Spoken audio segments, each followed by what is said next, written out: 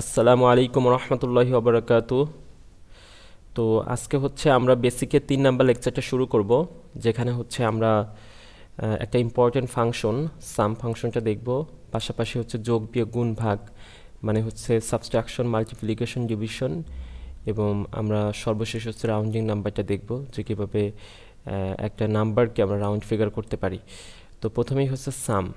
তো দেখতে পাচ্ছেন যে আমাদের এখানে একটা ডেটা সেট আছে, আর এখানে হচ্ছে আমরা যে কাজটা করব সেটা হচ্ছে বেশ কিছু স্টুডেন্টের নাম দেওয়া আছে এবং তাদের হচ্ছে বাংলা, ইংলিশ, ম্যাথ 3টা সাবজেক্টে কত নাম্বার পেয়েছে প্রত্যেকটা ইন্ডিভিজুয়ালি কিন্তু এখানে দেওয়া আছে। সো আমাদেরকে যেটা করতে হবে সেটা হচ্ছে এখানে টোটাল সামটা বের করতে হবে। তো এটা বের করার জন্য আমরা বেশ কয়েকটি পদ্ধতি অবলম্বন করতে পারি। সেটা হচ্ছে যোগ করার ক্ষেত্রে আমরা সরাসরি চাইলে যোগ করতে পারি। যেমন এখানে আমরা যে কোনো একটা ফাংশন লেখার ক্ষেত্রে বা হচ্ছে যে কোনো যোগ বিয়োগ গুণ ভাগ এই ধরনের ক্ষেত্রে হচ্ছে প্রথমে আমাদেরকে ইকুয়াল টু সাইনটা দিতে হবে। আচ্ছা, তারপরে আমরা যে কাজটা করব, আমরা এই যে এখানে যে 3টা নাম্বার, এটাকে যদি আমরা যোগ করতে চাই আমরা সরাসরি ম্যানুয়ালি যোগ করতে পারি। যেমন হচ্ছে 79 প্লাস হচ্ছে 87 প্লাস হচ্ছে 88 দিয়ে যদি আমি একটা ইন্টারপ্রেস করি, তাহলে দেখতে পাচ্ছেন এখানে কত 254 চলে আসছে। আচ্ছা, এই যে ভ্যালুটা আসলো এটা কিন্তু ডাইনামিক না, এটাকে বলা হয় স্ট্যাটিক। স্ট্যাটিক হচ্ছে যেটা অপরিবর্তনশীল, ঠিক আছে, আর ডাইনামিক হচ্ছে পরিবর্তনশীল।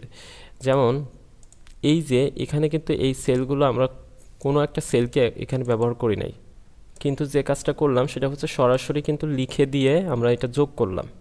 তো যার কারণে কিন্তু এটা স্ট্যাটিক হলো, এবং স্ট্যাটিক হওয়ার কারণে যখন আমরা এই 3টা সেলের মধ্যে যদি ভ্যালুগুলোকে চেঞ্জ করি, যেমন 88 এটাকে যদি আমরা 95 করি, তাহলে দেখবেন যে এখানে 254 কিন্তু 254ই রয়েছে। কারণ এখানে 95 করার কারণে এখানে কিন্তু 88 কোনো পরিবর্তন হয় না, কারণ আমরা কিন্তু এই সেলটা ব্যবহার করি নাই, আমরা সরাসরি লিখে দিয়েছি, ঠিক আছে।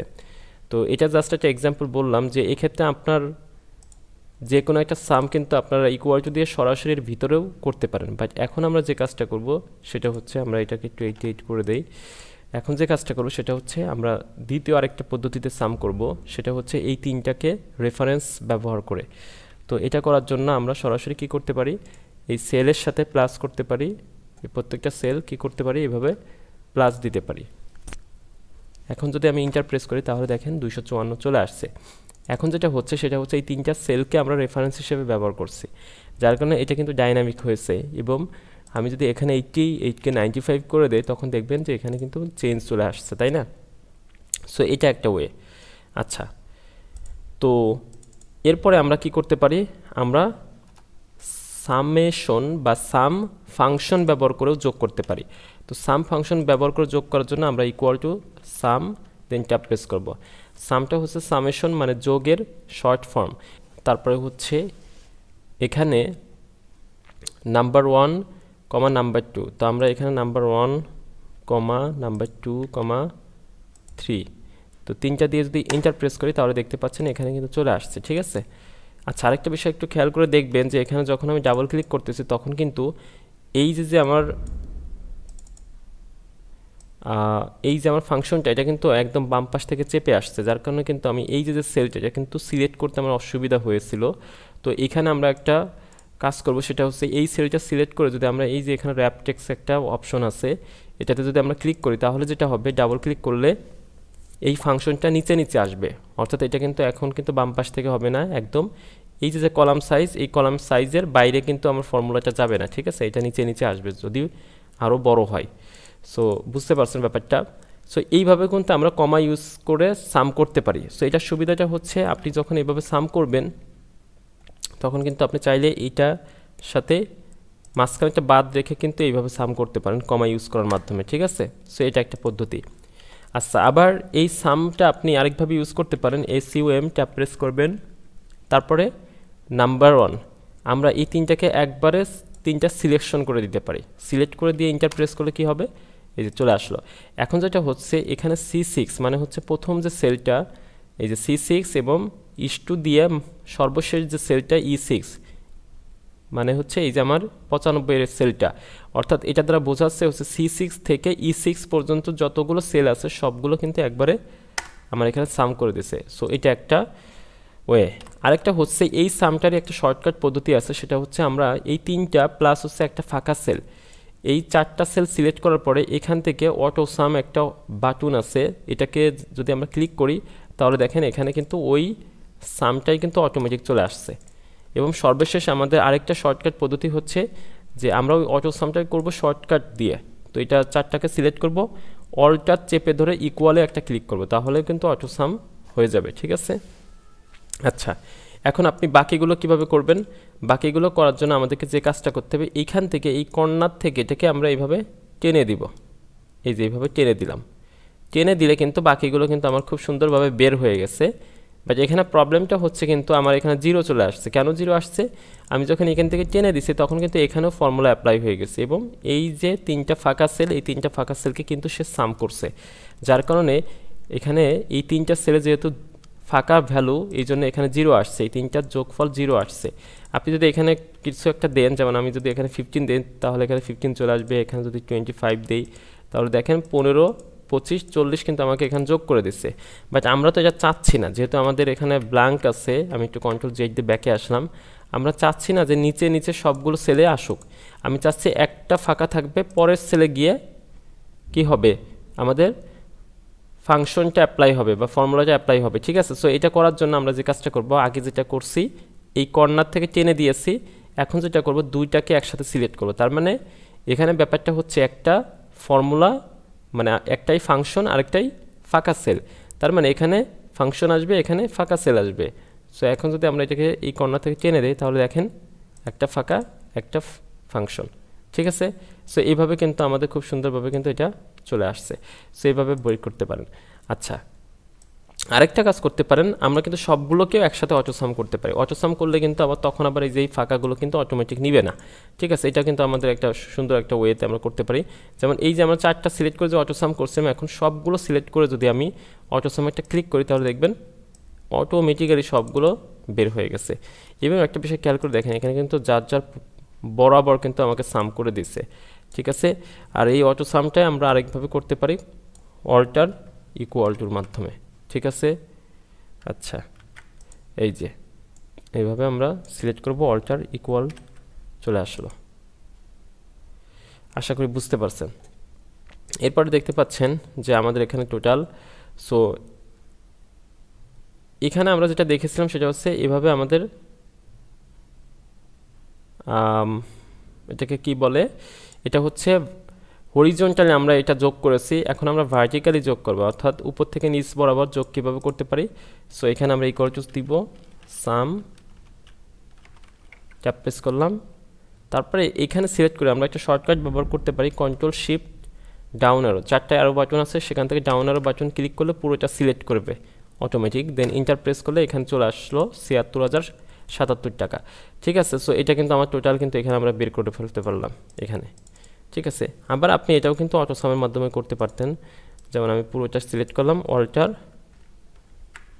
ইকুয়াল চলে আসলো। আচ্ছা, এখানে যে কাজটা করা হয়েছে এগুলো কিন্তু টোটাল সাম এখানে বের করে রাখা হয়েছে। কেন?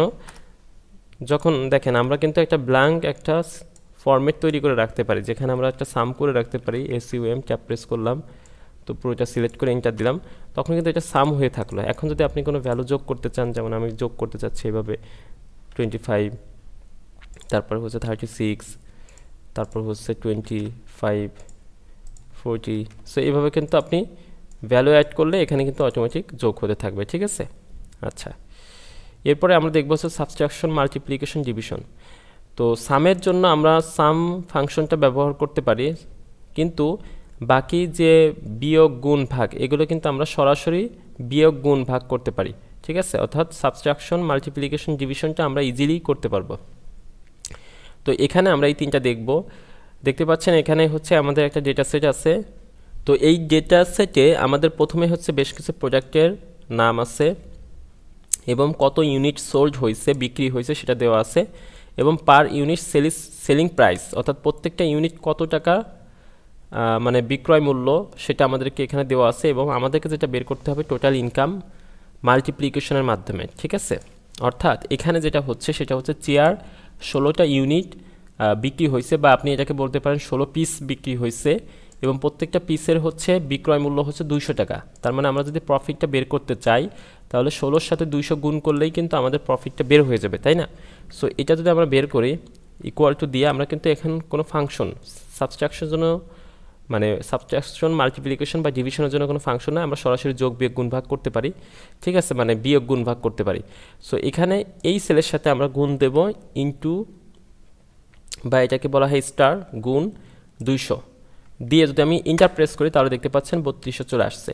এখন যদি এখান থেকে আমরা এই যে একটা প্লাস বাটন, এটা ডিপ কালারের প্লাস বাটন, এই যে কর্নারে যখন ডিপ কালারের প্লাস বাটনটা আসবে এবং এখানে যদি আমরা ডাবল ক্লিক করি তাহলে অটোমেটিক বাকিগুলো কিন্তু বের হয়ে যাবে। দেখেন এখানে কিন্তু খুব সুন্দরভাবে বাকি সবগুলো কিন্তু বের করে দিচ্ছে, ঠিক আছে। তো এটা হচ্ছে আমাদের মাল্টিপ্লিকেশন বা গুণ। এখন এই যে এটা হচ্ছে টোটাল ইনকাম। এখন ইনকাম থেকে আমাদেরকে এক্সপেন্স বাদ দিয়ে আমাদেরকে প্রফিটটা বের করতে হবে, ঠিক আছে। তার মানে 3200 টাকা বিক্রি হয়েছে, যেটার ক্রয় মূল্য হচ্ছে 1780 টাকা। তার মানে আমরা এখন যদি প্রফিটটা বের করতে চাই তাহলে বিক্রয় মূল্য থেকে যদি ক্রয় মূল্য মাইনাস করি তাহলে দেখতে পাচ্ছেন আমাদের কত টাকা প্রফিট হয়েছে সেটা কিন্তু বের হয়ে আসছে। এখন যদি ডাবল ক্লিক করি বাকিগুলো বের হবে, ঠিক আছে। এখন এই যে প্রফিটটা হয়েছে এটা কতগুলো ইউনিট বিক্রি করার কারণে হয়েছে, 16টা ইউনিট বিক্রি করার কারণে 1420 টাকা প্রফিট হয়েছে। আবার টেবিল 24টা বিক্রি করার কারণে 7645 টাকা প্রফিট হয়েছে। এখন তার মানে প্রত্যেকটার জন্য কত টাকা প্রফিট হয়েছে, এভারেজ প্রফিট, ঠিক আছে। সো এভারেজ প্রফিটটা যদি আমরা বের করতে চাই তাহলে আমাদেরকে এই যে ইউনিট 16টা ইউনিট যেহেতু 1420 টাকা বিক্রি হয়েছে মানে প্রফিট হয়েছে, তো 1420কে যদি আমরা 16 দিয়ে ভাগ করি তাহলেই কিন্তু আমাদের এভারেজটা বের হয়ে যাবে। তো এই জন্য আমরা ইকুয়াল টু দিয়ে এই 1420-এর সাথে ডিভাইডেড করব 16, দেন যদি ইন্টার প্রেস করি তাহলে দেখতে পাচ্ছেন 89। এখন যদি ডাবল ক্লিক করি তাহলে কি হবে, বাকি সবগুলো বের হয়ে যাবে, ঠিক আছে। আশা করি বুঝতে পারছেন। এখন দেখেন এই যে আমাদের টোটাল কত টাকার সোল্ড হয়েছে এটা আমরা বের করতে পারবো কিসের মাধ্যমে, সাম এর মাধ্যমে। তো আমরা এখানে সাম প্রেস করলাম, এখানে এন্টার দিলাম, দেখেন খুব সুন্দরভাবে কিন্তু আমার চলে আসছে টোটাল কত ইউনিট সোল্ড হয়েছে। আবার এখানে টোটাল ইনকাম কত টাকা সেটা যদি বের করতে চাই এটা আমরা সামের মাধ্যমে বের করতে পারি। এভাবে সাম প্রেস করলাম, ট্যাপ প্রেস করলাম, তারপরে হচ্ছে এই যে চলে আসছে। আচ্ছা এখানে একটা ব্যাপার উল্লেখ করার জরুরি, সেটা হচ্ছে যে এই যে যেমন আমরা একটা বের করছি, আমরা এখন কি এটা আলাদাভাবে বের করব, এগুলো সাম করব? হ্যাঁ, এগুলো সাম করতে হবে, তবে আপনি চাইলে এটা সাম ব্যবহার করে এইগুলোকে করতে পারেন, অথবা যেহেতু আমরা বাম পাশে একটা সাম দিয়ে বের করছি এটাইকেই যদি আমরা এই যে কর্নার থেকে বাম দিকে টেনে দেই, ডান দিকে টেনে দেই, তাহলে কি হবে, অটোমেটিক দেখেন প্রত্যেকটার বরাবর সাম হয়ে যাবে। তবে এই ধরনের ক্ষেত্রে কিন্তু আপনাকে অবশ্যই এই যে এই সিরিয়ালগুলো পাশাপাশি থাকতে হবে, তবেই কিন্তু আপনার এইদিকে কাজ করবে, ঠিক আছে। সো আশা করি বুঝতে পারছেন। আচ্ছা এখন আমরা দেখব সর্বশেষ রাউন্ডিং নাম্বার। রাউন্ডিং নাম্বারটা কি? রাউন্ড ফিগারটা মূলত হচ্ছে যে, যেমন আমি যদি একটা সিম্পল এক্সাম্পল দিয়ে বলি, যে যখন আপনারা দোকানে কোনো কিছু পারচেস করতে যান দোকানে, ফর এক্সাম্পল একটা পাঞ্জাবি কিনবেন, তো দোকানদার বলতেছে পাঞ্জাবির প্রাইস, যখন আপনি জিজ্ঞেস করছেন তখন সে বলতেছে 1250 টাকা। তো তখন আপনি বলতেছেন ভাই এটা কি কমানো যাবে না? তো বলতেছে ঠিক আছে আপনি 50 টাকা কম দেন। নর্মালি দোকানদাররা এভাবেই বলে, বা 20 টাকা কম দেন, ঠিক আছে, প্রাইস যতই হোক না কেন, 5000, 6000, 7000, কিন্তু যখন আপনি কমানোর কথা বলবেন তখন বলবেন ঠিক আছে 20 টাকা কম দেন বা 50 টাকা কম দেন। বাট ওই পাঞ্জাবি কিন্তু দেখা যাচ্ছে যে আপনি আরও মনে করেন 500 টাকা কমে কিনতেছেন বা 700 টাকা কমে কিনতেছেন, তাই না? সো প্রথম অবস্থায় সে কিন্তু এভাবে বলবে। তো এখন আপনি তাকে কি বলতেছেন, 1250 টাকা, আপনি বলতেছেন ভাই রাউন্ড করে দেওয়া যায় না? এই যে রাউন্ড কথাটা বললেন এটার মানে কি বোঝাচ্ছে, যে মানে সমান সমান করে দেয়া, মানে 1000 করে দেওয়া যায় না? আবার হতে পারে পাঞ্জাবির প্রাইসটা 750, তখন বলতেছেন রাউন্ড করার কথা, তার মানে কি 500 টাকা বোঝাচ্ছে। সো এই যে রাউন্ডটা, এটা কিন্তু আমরা করতে পারি যে এই যে দশমিকের পরে যখন ফ্র্যাকশনাল ডিজিট আসবে, ঠিক আছে, এই যে যেমন 77.67, এই যে দশমিকের পরে যে ফ্র্যাকশনাল ডিজিট আসছে, এগুলোকে আমরা রাউন্ড ফিগার করতে যদি চাই, মানে হচ্ছে ডিজিটগুলো কমায়ে জাস্ট ফ্র্যাকশনাল ডিজিটকে যদি বাদ দিতে চাই তাহলে সেটাকে রাউন্ড করতে হবে, ঠিক আছে। সো এখানে আমরা এটা করব। সো এটা করার জন্য দেখেন এখানে কি করা আছে, এভারেজ করা আছে, এখানে টোটাল বের করা আছে, ঠিক আছে। সো আপনি যখন এভারেজ বের করবেন, AVERA এভারেজ যখন বের করব আমরা এই তিনটার, দেন এন্টার প্রেস করলাম। এখন যদি ডাবল ক্লিক করি, আচ্ছা এভারেজটা হচ্ছে গড়, যে এখানে বাংলা ইংলিশ ম্যাথ, ঠিক আছে, আমি টোটালসটাকেও কেটে দেই, বাংলা ইংলিশ ম্যাথ 3 সাবজেক্টে এই ব্যক্তি এই স্টুডেন্টরা হচ্ছে বিভিন্ন নাম্বার পাইছে। তো টোটাল ইনি কত নাম্বার পাইছে যদি এটা আমরা বের করতে যাই, এই যে আব্দুল্লাহ, সাম দিয়ে এই তিনটাকে সিলেক্ট করে দিয়ে এন্টার প্রেস করলে টোটালটা বের হয়ে গেছে। এখন ডাবল ক্লিক করলে বাকিটা অটোমেটিক কিন্তু বের হয়ে যাবে। এখন কথা হচ্ছে এভারেজটা আসলে বের করব কিভাবে, এই তিনটা সাবজেক্ট গড়ে কত করে পাইছে সেটা যদি আমরা বের করতে চাই তাহলে আমরা কি করতে পারি, এভারেজ একটা ফাংশন আছে সেটা ব্যবহার করতে পারি, AVERAGE, দেন ট্যাব প্রেস করবেন।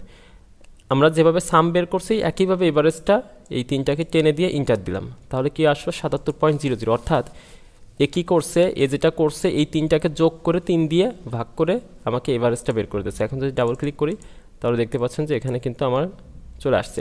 তো এই যে দশমিকের পর ডিজিট কতগুলো থাকবে সেটা কম বেশি করার জন্য আমরা রাউন্ড করতে পারি, আর রাউন্ড করার জন্য আমরা এইখান থেকে ব্যবহার করতে পারি ইনক্রিজ ডেসিমাল, ডিক্রিজ ডেসিমাল। আপনি যখন ইনক্রিজ ডেসিমাল ক্লিক করবেন তখন কি হবে, দশমিকের পরে দেখেন 2টা ডিজিট ছিল, এটা কিন্তু 3টা হয়ে গেছে। একইভাবে যদি আপনি আরও বাড়াইতে চান বাড়াইতে পারবেন, আবার এদিক থেকে রাউন্ড ফিগার করে কমাই দিতে পারেন। তবে একটা বিষয় বলে রাখি, সেটা হচ্ছে ম্যাথমেটিকের যে সিম্পল একটা টার্মস অনুযায়ী যখন দশমিকের পরে যে ডিজিটটা হবে ওইটা যদি 5 অথবা 5-এর থেকে বড় হয় তাহলে সে কী করবে, যখন আপনি রাউন্ড ফিগার করবেন তখন কিন্তু সেটাকে 1 যোগ করে দিবে। যেমন দেখেন এখানে 77.67, আবার নিচে আছে 68.33।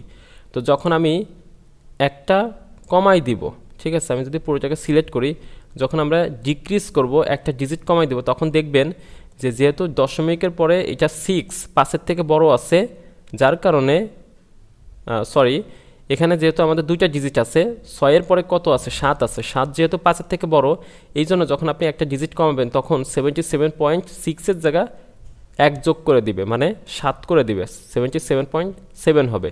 কিন্তু যখন এই যে 68.33, তার মানে যে সর্বশেষ আসছে 3 যেহেতু 5-এর থেকে কম, এই জন্য এই পরে যে মানে দশমিকের পরে প্রথম 3টা কিন্তু 3 থাকবে। তো আমরা যদি একটু চেক করে দেখি, যদি আমরা 1 ডিজিট কমাই দিই, দেখেন এখানে কিন্তু 77.7 হয়ে গেছে এবং এটা কিন্তু 3 রয়ে গেছে। আচ্ছা এখন যদি আরেকটা কমাই দেই তখন দেখবেন যে 77 রাউন্ড ফিগার যদি দেয় আরেকটা কমাই দেই তখন দেখবেন যে 78 হয়ে গেছে, 1 যোগ করে দিবে, যেহেতু দশমিকের পরে 5-এর থেকে বেশি, 5 অথবা 5-এর থেকে বেশি, কিন্তু পরেরটা যেহেতু 0.3 এই জন্য কিন্তু আমার পরেরটাকে কিন্তু বাড়াবে না। সো এখন যদি আমরা আবার একটা ডিক্রিজ করি তাহলে দেখতে পাচ্ছেন 77টাকে 78 করে দিয়েছে, ঠিক আছে। সো এইভাবে আপনার প্রয়োজন অনুযায়ী রাউন্ড ফিগার করতে পারেন। সো এটা আসলে কোন ক্ষেত্রে লাগে, বিশেষ করে আমরা যখন এমন কিছু ইউনিট নিয়ে পরিমাপ করি যেগুলো হচ্ছে অনেক বেশি মূল্যবান, যেমন ধরেন স্বর্ণ কিন্তু গ্রামে ওয়েট করা হয়। তো স্বাভাবিকভাবে কিন্তু স্বর্ণর 0.5 যেমন বর্তমান বাজার মূল্য অনুযায়ী 1 গ্রাম স্বর্ণের দাম প্রায় 12,000 টাকা, ঠিক আছে। তো এখন আপনি কোনো একটা দোকানে স্বর্ণ পারচেস করতে গেছেন, তখন তাকে বলতেছেন, তো সে এটা ওয়েট করে দেখে যে 1.75 গ্রাম। এখন আপনি যদি তাকে বলেন যে ভাই এটাকে রাউন্ড করে দেওয়া যায় না, অর্থাৎ 1.5 গ্রাম করে দেওয়া যায় না, তখন কিন্তু সে এটা করবে না। কেন করবে না, কারণ ওই যে 1.75 থেকে রাউন্ড করে মানে 1.5 করা মানে কি 2.5 গ্রাম আপনাকে কম দেয়া। 2.5 গ্রামের প্রাইস কিন্তু প্রায় অলমোস্ট 3,000 টাকা। তো 3,000 টাকা তো কখনো সে কম করবে না, ঠিক আছে। সো যার কারণে দেখা যাচ্ছে কি যে তারা যেটা করে সেটা হচ্ছে রাউন্ড ফিগারগুলোর কিন্তু রাউন্ড ফিগার কিন্তু এই ক্ষেত্রে করবে না। তো এটা রাউন্ড করতে হবে, ডিপেন্ড করতেছে পুরোটাই ইউনিটের উপর বেস করে, যে আপনি আসলে পরিমাপটা কোন ইউনিটে করতেছেন সেটার উপরে। তো আশা করি বুঝতে পারছেন। এই ছিল হচ্ছে আমাদের 3 নাম্বার লেকচারের ওভারঅল এভরিথিং। আপনারা এই 3 নাম্বার লেকচারটা একটু বেশি বেশি করে প্র্যাকটিস করবেন ইনশাল্লাহ। আমরা পরবর্তী লেকচার 4 নাম্বার শুরু করব ইনশাল্লাহ। আসসালামু আলাইকুম ওয়া রাহমাতুল্লাহি ওয়া বারাকাতুহু।